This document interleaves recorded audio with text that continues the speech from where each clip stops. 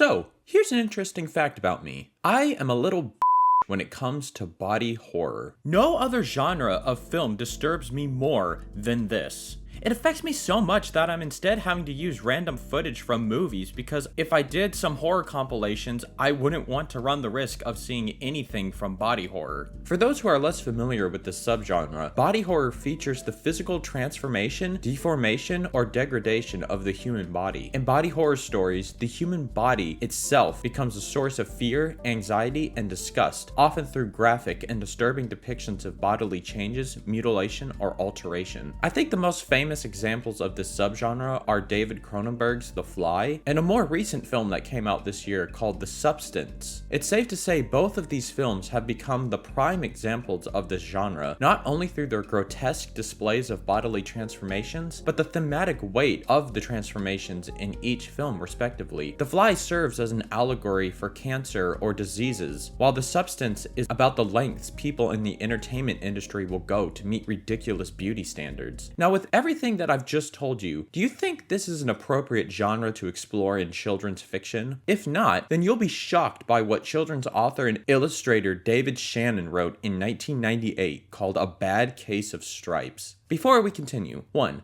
Please make sure to like and subscribe. That'd be pretty dope. 2. I'm well aware this book has been talked about before on YouTube, but I've always wanted to give my perspective and experience with this story. If you just want to see the story analysis, skip to this section. Otherwise, let me tell you the origin of this terrifying book.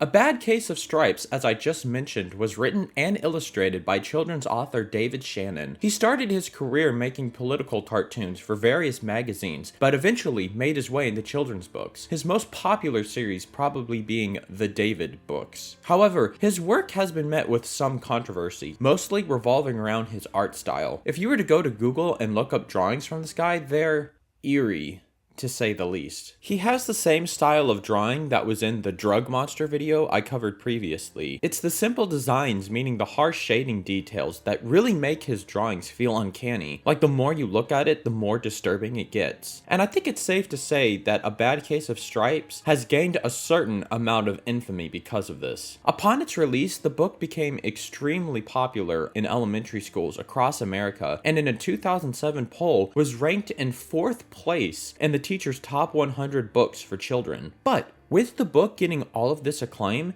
it was also met with heavy amounts of controversy. If you simply go to Google reviews, a large amount of the audience hates this book because they remember it traumatizing them due to the extremely graphic stages of transformation the lead character goes through. I am in this camp. I was first subjugated to this book in the 1st grade. It was read to the class and each page got more and more disturbing. Like my previous video covering the Drug Monster, I don't know if this book affected anyone else, but this book scared the out of me with the wild concepts of body horror it shows. I think this story is the inception to what made me so scared of the genre in the first place. What made it worse was every grade I went through in elementary school, we would read this book. But in 3rd grade, I was subjected to it yet again, only this time it was in the audio-visual medium. The book was part of a web series called Storyline Online, where famous actors or celebrities read children's books. As far as I know, the series is still going on to this day, but A Bad Case of Stripes, according to IMDb, was the 1st episode in this series. So in this dimly lit classroom and the speakers blasting, I had no choice but to sit and watch this horrific story unfold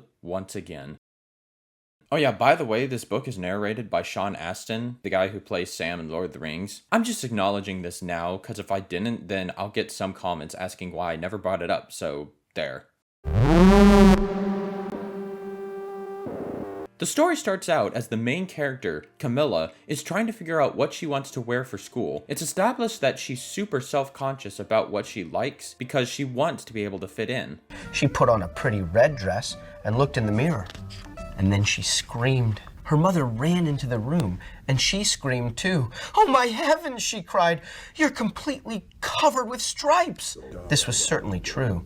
Camilla was striped from head to toe. So it's at this moment the horrific undertones of the story begin to manifest themselves. While the tone is trying to play it off as silly, the artwork is just so creepy to look at. The harsh shadows and layers of grimy shading make it too realistic to see it as goofy. Had there been less detail in the paintings, maybe it could have worked, but as it is, it's so eerie. Her mom is understandably freaking out over her daughter's condition and orders her to get in bed as they think she's sick. They get their doctor to come and examine her, but even the doctor is baffled by her condition. That afternoon, Dr. Bumble came to examine Camilla.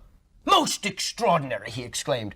"I've never seen anything like it." The doctor decides to let her go to school the next day, and of course she gets relentlessly bullied because of her stripes. However, it gets even worse when the skin on her body starts to change to whatever design people say. This is the point where I really got upset as a child. Not only was the idea of not being able to control what's happening to your skin terrifying, but having everyone laugh and exploit this condition made me want to cry. It doesn't help that once again, the artwork and imagery are just so unsettling to look at. I think it's not only the harsh shadows and attention to shading that makes it scary, but the fact that it's such an ugly color palette chosen. It's bathed in coats of brown and yellow, making it feel dirty and hostile to examine for long periods of time. And the principal calls Camilla's parents, telling them that she can no longer attend school due to her condition. Her father tried to make her feel better. "Is there anything I can get you, sweetheart?" he asked. "No, thank you," sighed Camilla. What she really wanted was a nice plate of lima beans.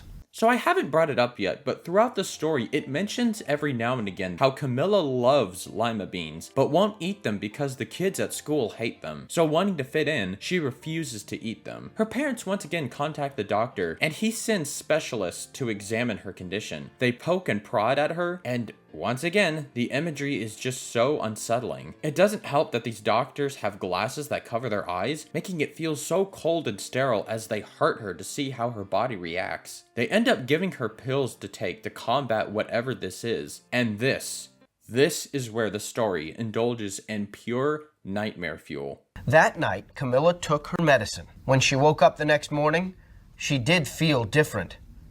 But when she got dressed, her clothes didn't fit right. She looked in the mirror, and there, staring back at her, was a giant, multicolored pill with her face on it.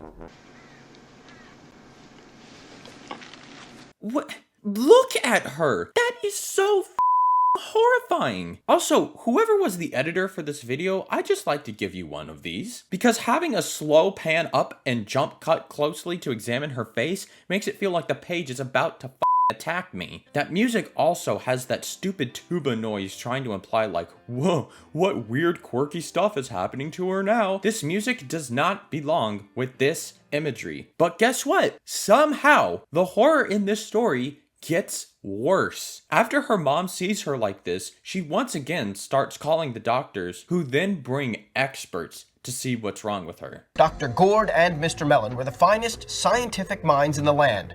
Once again, Camilla was poked and prodded, looked at and listened to. "It might be a virus," he announced with authority. Suddenly, funny little virus balls appeared all over Camilla. How did adults think this was okay for kids to see? While the argument could be made that the pages before were unintentionally scary, this page is without a doubt straight up horror. Literally, the low angle lighting to shine on one's face is a technique used throughout cinema to convey threatening or horrific actions that are taking place. Not to mention their expressions looking down, while all we see are the things growing out of her, makes it much more ominous to look at. We're shown people's reaction to the horror, and it's up to us, tiny imaginative children, to imagine what she looks like at the current moment. The story continues as reports about some shape-shifting girl make rounds on the news. Reporters from far and wide stand outside her house just to get a glimpse at this child. On top of that, we're told not just doctors, but psychologists, allergens, and others come to see what's wrong, but they only add more onto her appearance. Then we finally get to see what she's become as the camera pulls out and we see this horrific creature of a child. Watch as the news covers her. I believe Critical Drinker has a soundbite for this, which I will use now. What the fuck? This image alone absolutely seared a place in my memory that I have been forever disturbed by. Even watching this as an adult, I still get chills. They bring in one more specialist who basically tries to get her to meditate, and then this happens. "Close your eyes," she said. "Breathe deeply and become one with your room." "Well, I wish you hadn't said that," Camilla groaned. Slowly, she started to melt into the walls of her room. So at this point, the video just decides to indulge in the horror by having ominous synths playing in the background. They're not even trying at this point. This book is without question a horror novel. I remember as a child being so disturbed by the last page. I didn't think they could top it, and yet somehow they did. It even shows how her parents break down crying, not being able to understand what's happening to their daughter. Just when it seems all hope is lost, there's a knock at the door. And there stood an old woman who was just as plump and sweet as a strawberry. I said it once and I'll say it again. What is up with these designs? She's not cute or plump, she's creepy. Why are her eyes so far apart? Why are they so lifeless? Why is her face bathed in shadow? She basically comes in and knows what's up with Camilla, like, this is a bad case of stripes. The only cure is to give Camilla lima beans, but Camilla's like, no, I hate those things. The old woman becomes disappointed by this, and as she walks out, Camilla stops her, exclaiming that she does in fact love lima beans. So the woman tosses some beans in her mouth, and poof, Camilla returns to normal. Now, if you're wondering how on earth this random old woman knew how to cure Camilla, then we get the final lines of the book. Afterward, Camilla wasn't quite the same. Some of the kids at school said she was weird, but she didn't care a bit. She ate all the lima beans she wanted, and she never had even a touch of stripes again. Well, pretty good, right? No, Samwise Gamgee, it wasn't. So the book, in the end, does have a good message for kids, that you shouldn't be afraid to be yourself despite what others say. And I'll also add that the usage of body horror does work incredibly well. Not only does it serve as a metaphor for losing who you are, but when people start spouting off things for her to be like in the classroom, or when the doctors theorize what it could be, her body starts to physically inhabit the will of the crowd, rather than just be herself. Again, a good message with great utilization of body horror, but holy shit, this book should not be for kids. There are rated R horror movies that have less disturbing imagery and sequences than this book. In the first video I did in this series, it was a story about the dangers of drugs and how it affected a kid in the story. But the horror in that I felt was more appropriate because it deals with the dangers of drug use, which is in and of itself a scary subject matter. With this, I don't think the message of being yourself needed to be made so horrifically, but here we are. My question is, did anyone else experience this book as a child? Did it traumatize you, or did you just find it funny? Let me know in the comments. Also, if you have any more ideas of books or movies or TV shows that scared you as a child, let me know. Otherwise, thanks for watching.